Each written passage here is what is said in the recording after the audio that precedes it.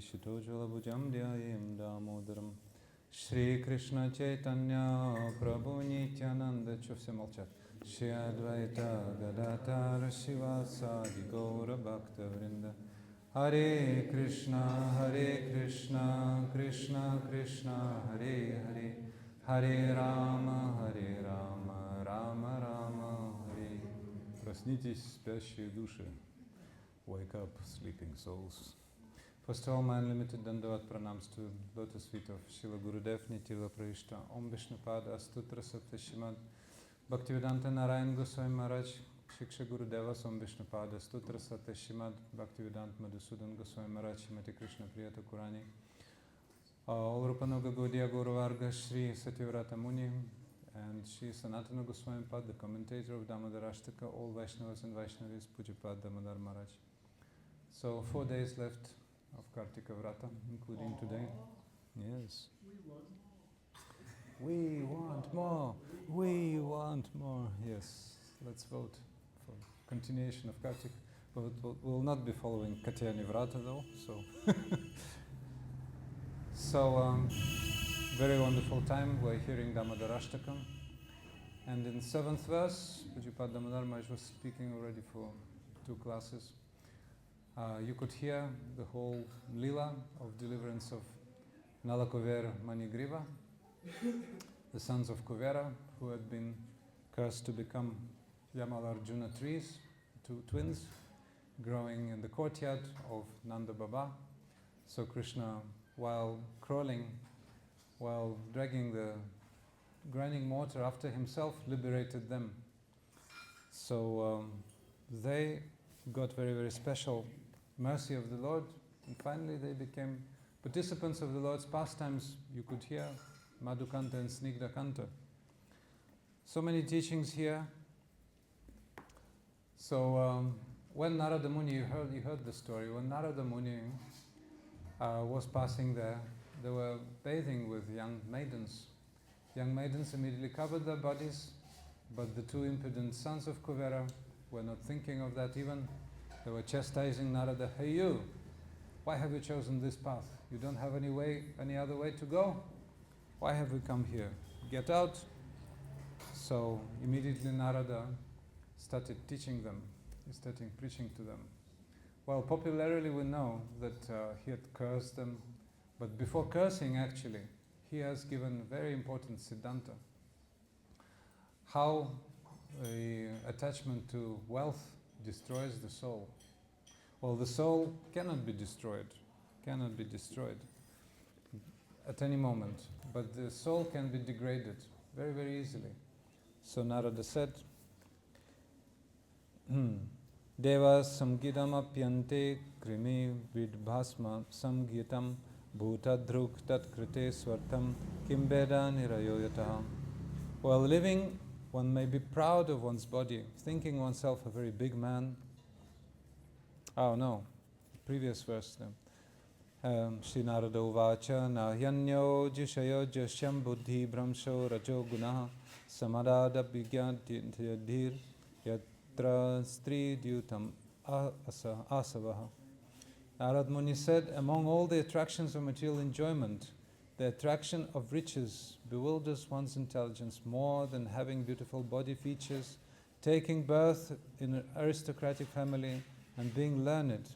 When one is uneducated but falsely puffed up by wealth, the result is that one engages his wealth in enjoying wine, women, and gambling. So 3 W's Gurudev used to say, WWW, wealth, women, and wine. That's what it is. It brings intoxication. When Nimi Maharaj was hearing from the 9 Yogendras in the 11th canto, Bhagavad, one of them, Antariksha, was telling Nimi Maharaj about liberation from material energy.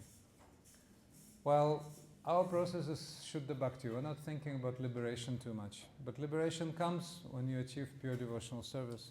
When pure devotional service comes, then detachment comes automatically by its own accord. That's why we're not desirous of liberation. But anyway, for the living entity, liberation from material energy is very important also. you cannot be free, you cannot be happy while you are bound by this matter.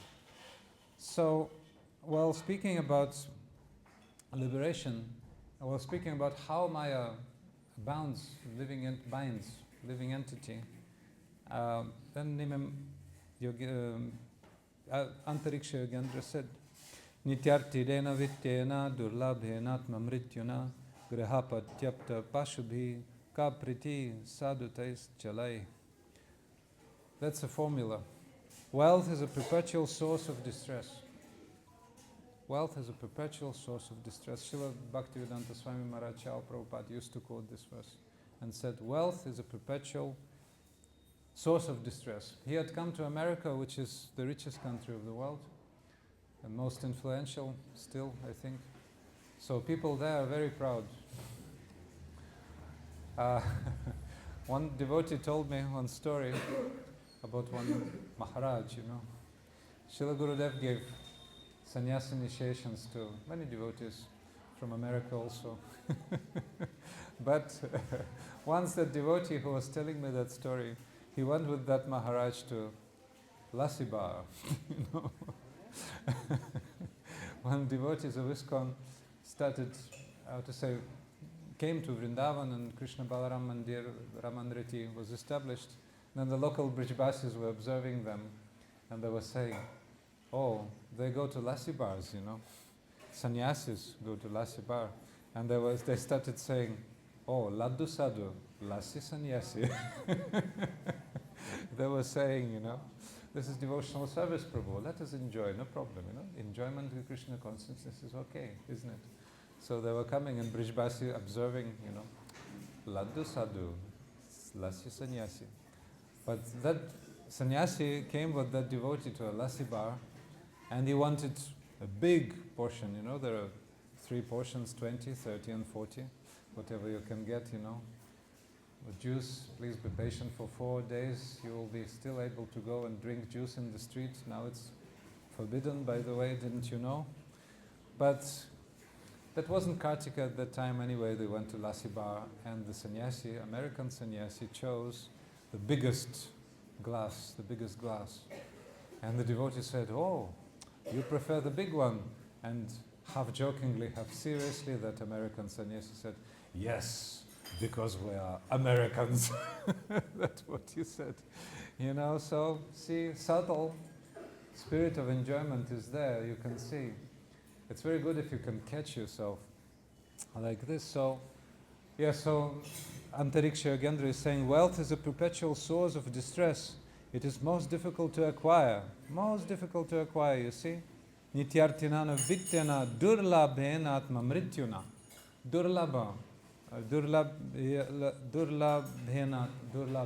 Durlabhena means very, very difficult to obtain. And what does it bring? Atma mrityuna means death of the soul. The soul cannot be dead. So sometimes we're pondering, how is it possible to hear in Bhagavatam, death of the soul? Degradation is like death. If a person or even a devotee becomes addicted to sense enjoyment, that's really, really a tragedy. That's the death of the soul. It's called an addiction. Even devotees face that. Often all the addictions come, but the addiction to this wealth factor is very, very, very detrimental. That's what Nimi Maharaj is hearing from the 9 Yogendras, and that's what the whole Leela of deliverance of Yamala Ranjura teaching us about. So, it is much difficult to acquire, and it's the virtual death of the soul. What satisfaction does one actually gain from his wealth?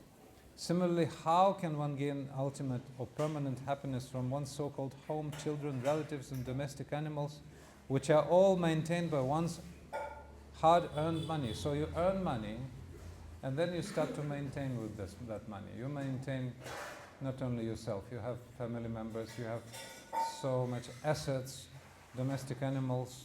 Now in the cities maybe not so. Anyway, you have dogs and cats for sure. Many 10 or 12 of them.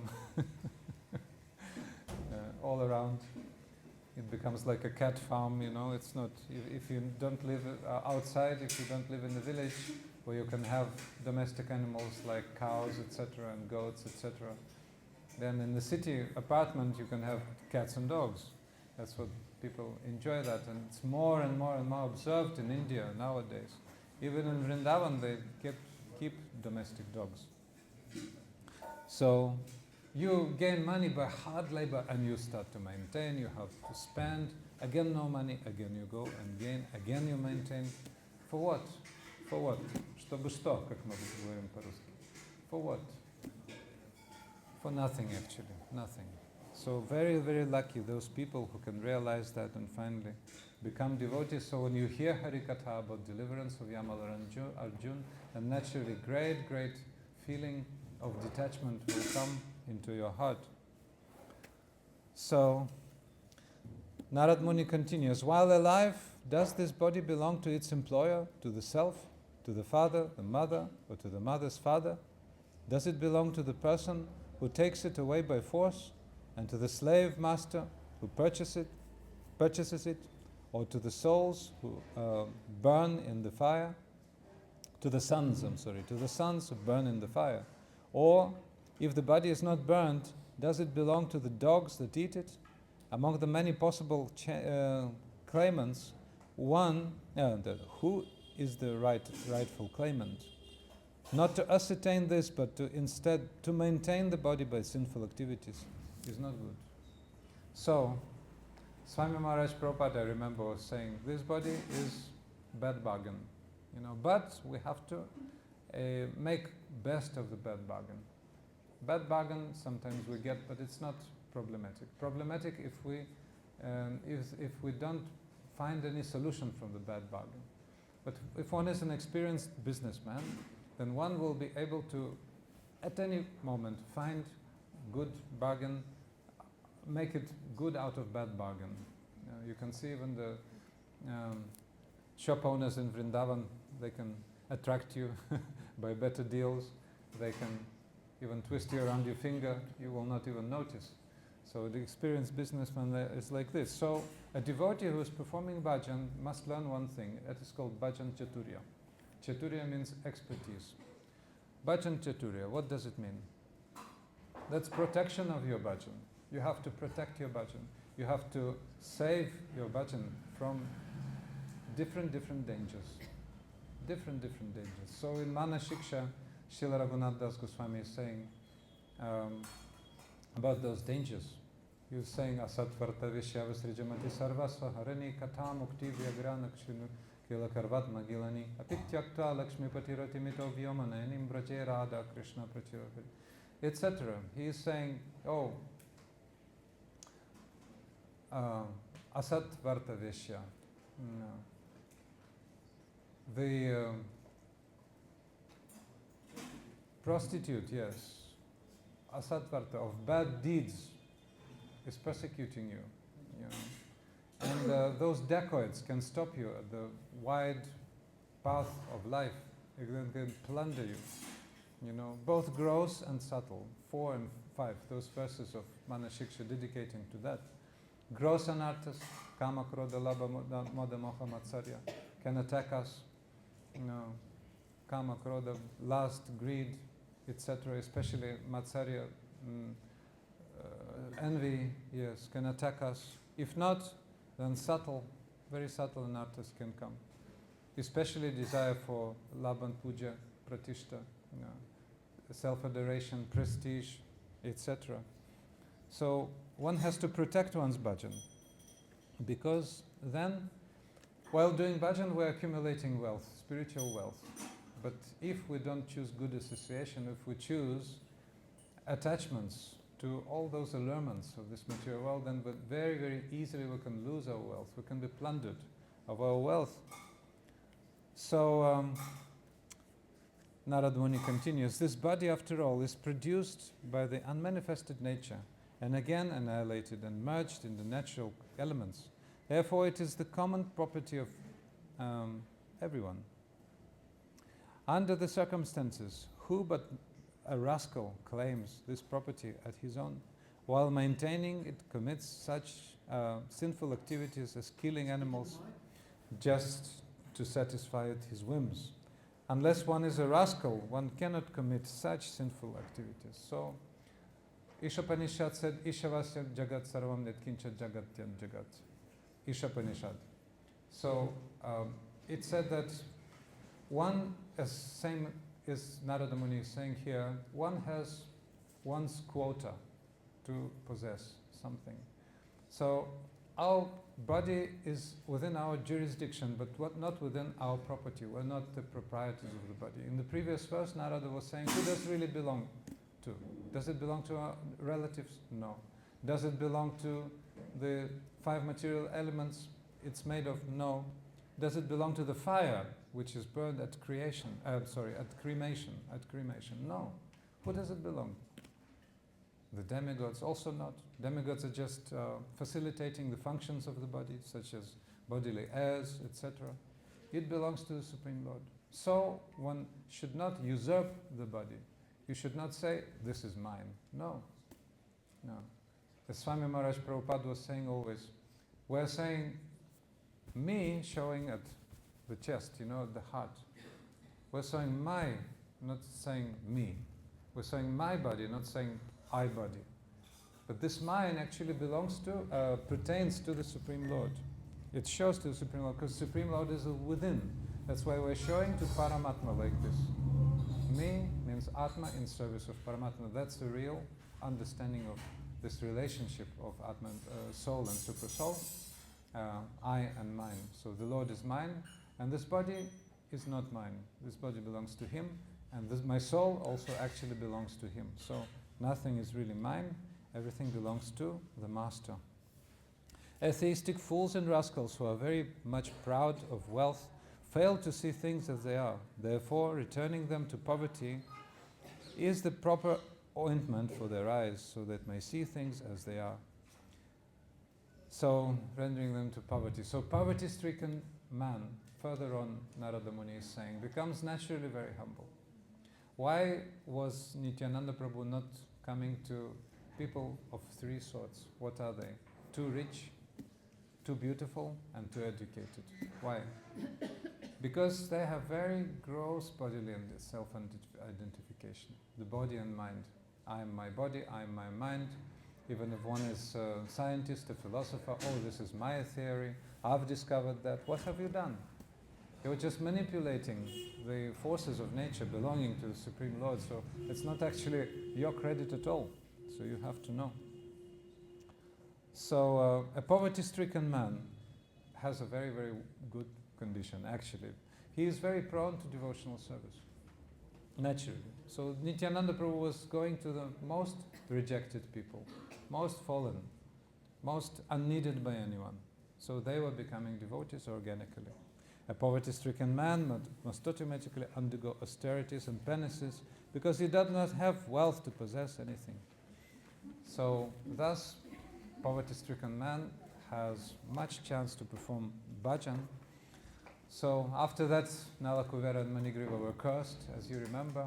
But when they realized they're becoming trees, when they realized that they were about to be cursed, they begged for forgiveness, and their prayers, maybe we'll speak tomorrow a little bit, are also very, very nice for devotees. They recognize the Supreme Lord, they recognize He's the proprietor of everything, and they were completely changed in their heart.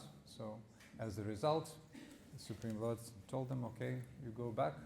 But anyway, my curse had to become true, so you'll become trees, but that will